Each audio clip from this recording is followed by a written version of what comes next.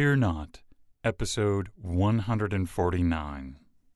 Hi, I'm Billy Atwell, and I believe that consistently facing your fears is the only way to realize your truest self and to make those confident choices that will help you to obtain your deepest held hopes and dreams. I have faith that this podcast series will show you that you are not alone, that it will strengthen you and give you courage to face your fears, and that it will help you to permanently cross over into a life of living beyond your fears. Join me on this journey as we listen and learn from others as they share their experiences in facing and overcoming their own fears.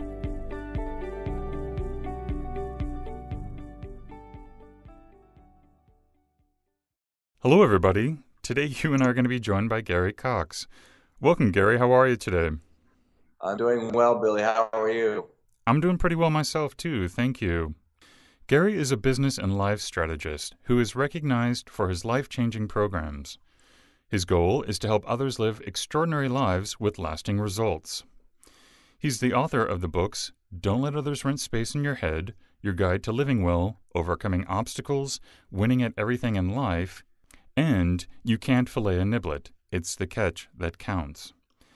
Gary, can you take a few moments to fill in those gaps and maybe also give us a brief glimpse of your personal life? What I specialize in doing as a business and life strategist, Billy, is I show people how to make dramatic change or be able to change as quick as they possibly can. I believe my life's purpose here is to remove the pain from people's lives, and I like to try to do it as quick as possible so they can live an extraordinary life and so they can let go of the things that are holding them back. Gary, can we start off by having you give us a definition of what fear is? It's all in the head. That's all it is. It's fake. That's all it is. It's in the head. You know, you've heard the acronym false expectation appearing real. That's all it is. It's something that we expect that's really not there, and we let it control us. It changes our paths and our directions, and most of the time it doesn't change it in a positive way. Gary, I know that sort of the backbone of your work and how you help people is in this belief of rewiring belief systems and thoughts, and you have a FourStep process as well. So I was hoping that you could help us today understand how that works and what's keeping us from reaching our goals, overcoming our fears, and just not having really successful lives. All righty. The four-step process, it's not really one to just explain and where people would get something from it. It's got to be something you really witness or go into much depth, and obviously I know your venue doesn't have the time for that. But ultimately, the four-step process is not necessarily for fear, and it's not what I do. What I actually show people how to do is, as you mentioned, is rewire our thinking. We're the sum total of everything that we've ever experienced from the day that we were born to this very moment. And sometimes that wiring is not good. You know, if we had abuse when we were younger, or a loss of a loved one, or a bankruptcy, and it could be when we're 5 years old, 5 years ago, or 5 days ago. And what happens is, because we're this sum total, it's only obvious that we would get some of this junk stuck in our emotional hard drive. And when we have things stuck in our emotional hard drive, what happens now is they stick there. And every time that we try to move on, when we relive things in the past, the challenge that we have is, as we relive things in our past, and sometimes they're just triggers, and the moment we get those triggers, we feel the junk that's in our emotional hard drive, and it blocks us. So no matter how well we mean to get to the next level, we don't.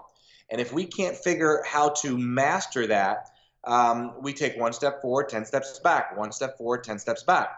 So what I try to get people to do is identify what is stuck in your emotional hard drive.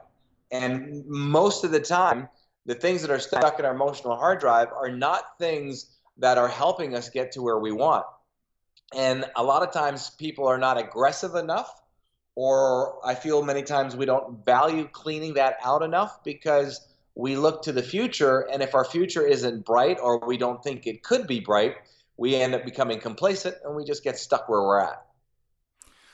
So how do we, I've heard it say that you cannot change what you don't acknowledge, and clearly that's what you're talking about, is these triggers that keep us from reprogramming the software of our mind.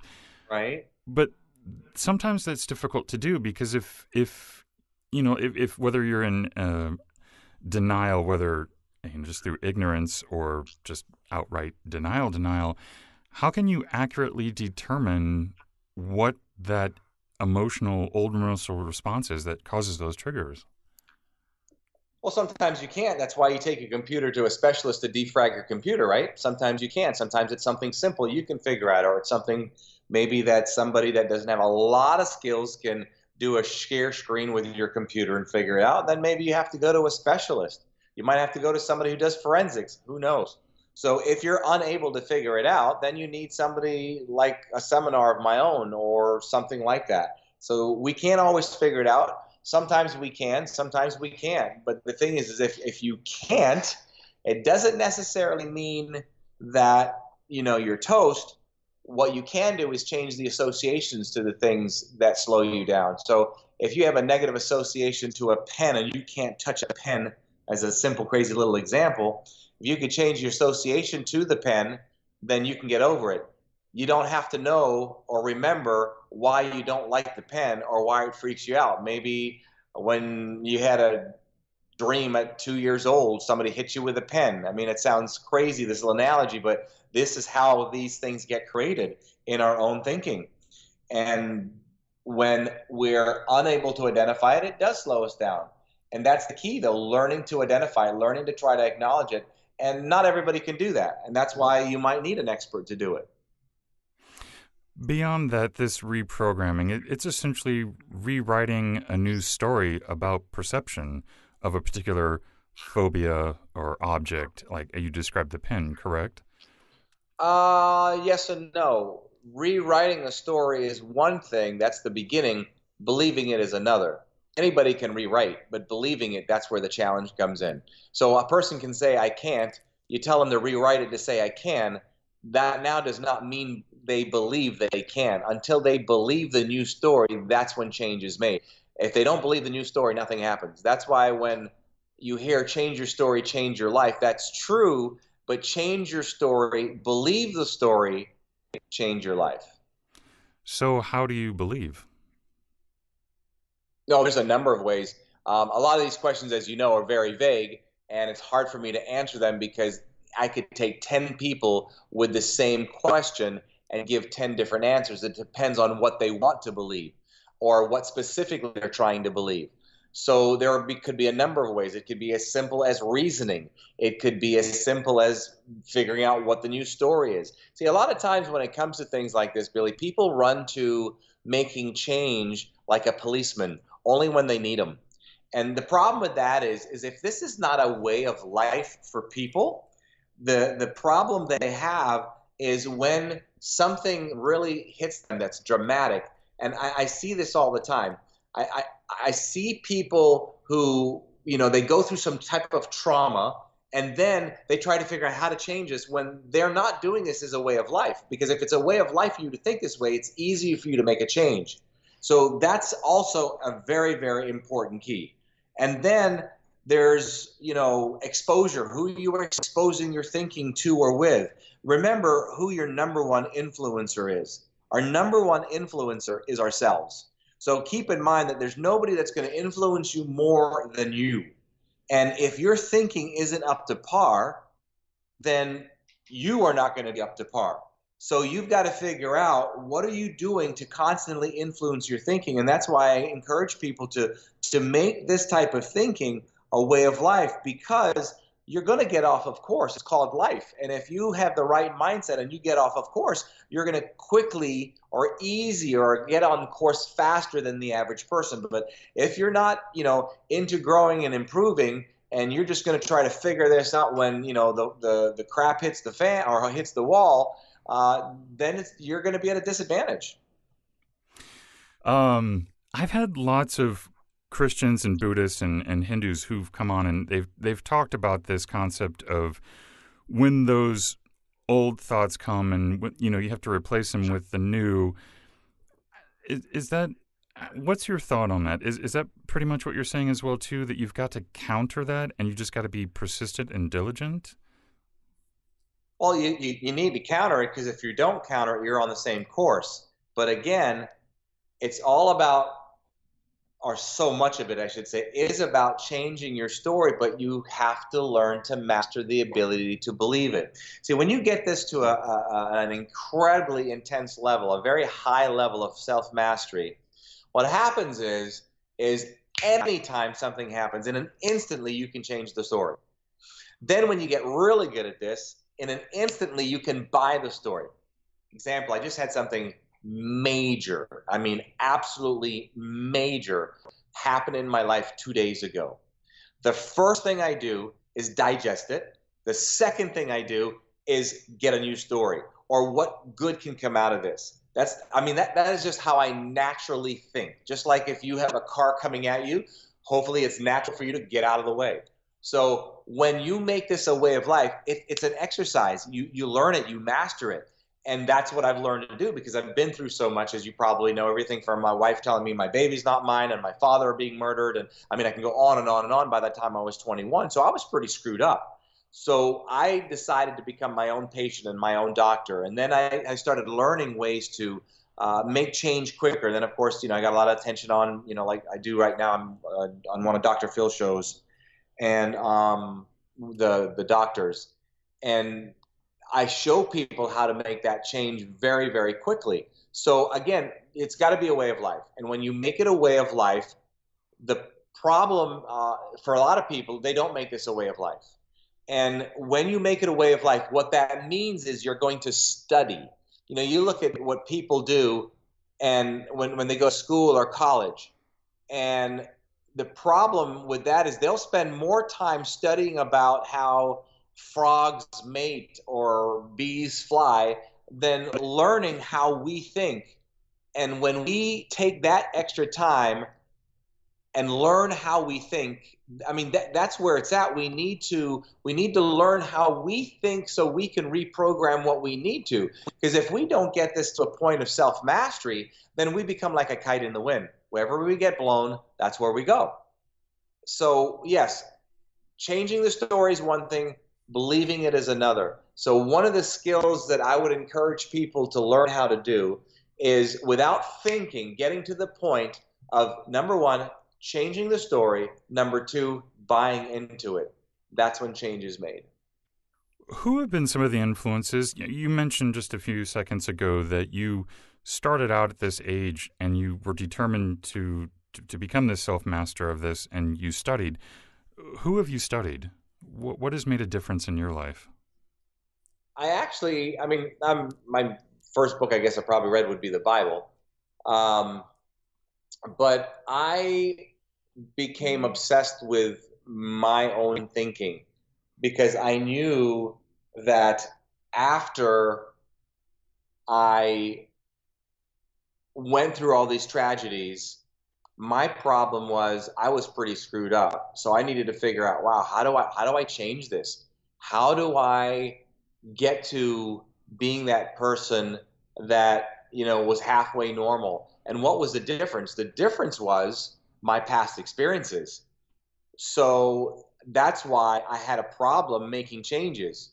And then, being on, my own patient, my own doctor, I learned a lot about behavior. And then I started, reading books and hearing stuff, which I don't agree with so much of the stuff out there, like the positive thinking stuff. To me, positive thinking is like spray paint on rust. It doesn't last long. It's not what you need. You need a positive attitude. It's a big difference between positive thinking and a positive attitude. So I got a lot of books. You get the thinking or the feeling that, all you got to do is say it's going to be happy, or you're going to be happy, or it's going to be great, and it's going to be great. It's going to turn out that way. Not if you lived in my shoes. Not if you went through what I went through. So what I realized is I had to go deeper than that. And I don't have a college degree, so there's nothing specifically that I went and studied. I don't have any a degree in NLP or hypnosis or psychology or psychiatry or anything like that. And as of lately, I'd say in the last 8 years, I've probably read more in the last 8 years than I have my entire life. So I'll read anything that interests me that has to do with concepts of how we think. The problem with that is a lot of people, just because they see somebody that's richer than they are, or like myself that has books on TV, you'll put a higher status in your mind on somebody than perhaps they deserve. And then if you're not careful, you'll listen to everything they say, and then you'll become a sheep to the slaughter. So I encourage people to be very careful what you listen to and use common sense, because just because somebody has a degree or has books like myself, you need to figure out if what they're saying makes sense. And a lot of times there's a lot of stuff out there that everybody just wants to be a whatever. And a lot of stuff out there does not make any sense. And a lot of people will follow things that don't make any sense, like Jim Jones, right? Yeah. I was just thinking there's a lot of people out there who profess to be able to change your mind and help you in this. And I've read some of those books, and I'm just like, what are they talking about? It's like they're just Right. sort of doing it because it's a trend right now. I mean, it's on the It, top of it, people's minds. it is. And what I try to do to be a little different, I'm blessed that a number of billion-dollar companies bring me in for training. And I was just in Arizona last week training another billion-dollar company. And I told the audience, I don't want to be just a talking head where I tell you to change your story. I tell you to look at things differently or change how you think. I want to show you. So what I do when I do speaking engagements and when I take clients on, especially speaking engagements, um, I make sure that I show them, I demonstrate on stage, I bring people on stage, and I do processes where they literally witness and they watch somebody change right in front of them. And so that's what to me is speaks to the audience, is somebody who's just not saying it, and that puts an extra level of responsibility on me, because I can talk a good talk, but I want to make sure that not only am I going to share something with you that makes sense, I want you to watch it. Now, here are the processes that I use, and then you see how they work, and then you can see how this makes a lot of sense. You may not be able to do it, obviously, at the level that I do, because it's not a way of life for you yet until you learn, this thing called self-mastery. Gary, if someone, first steps would you recommend for someone who may be new to this or early on in the journey and who really does have a passion to get to the root of things and to become this self-master? Well, not to sound pitchy or anything, but I have a 2-day live event that I do several places throughout the country. And for 2 days, you watch me transform people, one after another, from marriages that are been messed up for 20 years, saved in 15 minutes, literally. We are so programmed to believe that it takes 21 days to change a bad habit or behavior, and that's not true at all. So find somebody who you believe knows what they're doing, and you know that by their results. Find people who've worked with them, dig deep, and then if you find that one person and you go, okay, this person has proved to me they know their stuff. Not only just know it, because see, I can teach you verbally how to fly a helicopter. I can tell you everything. Your left hand is the collective. You roll it to the left, it increases the throttle. You pull it back, it decreases the throttle. I could tell you this all day long, never have flown in a helicopter, and then tell you how to do it. And you may be able to recite everything I tell you, but that doesn't mean you can fly a helicopter. So don't just learn from somebody who tells you how to fly a helicopter. Learn from somebody that can tell you, fly the helicopter, and show you how to fly the helicopter. So that's very, very important. So that's probably the first place that I would start. And if someone wanted to connect with you, Gary, what's the best way for them to do that? They can go to my website, Gary Coxe with an E, GaryCoxe.com. And they can put in their email. If they put in their email, they get a daily success video from me every day. There's no cost to it. If they're interested in any of my programs, there's products there, or they can do the contact me on the website. And somebody on my team will contact them if they want some tickets to my seminar, or we have a program where I have a 5-day mastermind event that I pick you up in Florida, put you in my airplane. We go to a private island, the Berry Islands in the Caribbean, and I get 5 days with you where you just pick my brain for 5 days. So there's a number of different things that we try to offer people to assist them. And what parting advice would you like to leave with us today? You are made up of your thoughts, but you're not your thoughts. Chew on that one. You are made up of your thoughts, but you are not your thoughts. Something to consider, indeed. Thank you so much for that. And Gary, I want to thank you for coming on the show today and spending time with us and sharing with us today. I truly appreciate it. Thank you. No, and thank you so much for reaching out to us, Billy, and I'm glad we could make this happen. I do appreciate that. Thank you for joining me today. And remember, you cannot achieve everything, but you do have the God-given ability to achieve anything. So stay focused, out of fear, and keep on keeping on. Until next time, be well and peaceful. For more information on today's episode and guest, or for resources that will assist you in overcoming your fears, visit livingbeyondyourfears.com. And don't forget to subscribe to this podcast, where 3 times a week we move to a life beyond our fears.